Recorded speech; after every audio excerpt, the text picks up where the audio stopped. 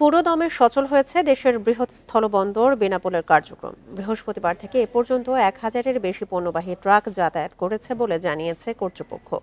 প্রিয় নম্বর সেট করে বিকাশে সেন্ড মানি করুন ফ্রি।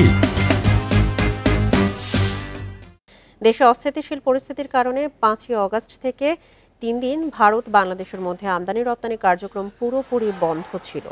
এতে দুই পাড়ে আটকা পড়ে 1500-এর বেশি পণ্য বোঝাই ট্রাক। ক্ষতিগ্রস্ত হয় পচনশীল পণ্য। পরে পরিস্থিতি স্বাভাবিক হয়ে এলে বৃহস্পতিবার থেকে সীমিত পরিসরে শুরু হয় ট্রাক চলাচল।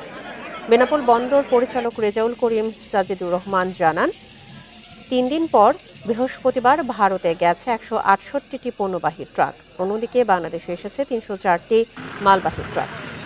শুক্রবার ছুটির পর শনিবার বাড়ে আমদানি রপ্তানির গতি। ক্ষতি পুষিয়ে নিতে দিনরাত কাজ চলছে বলেও জানান তিনি।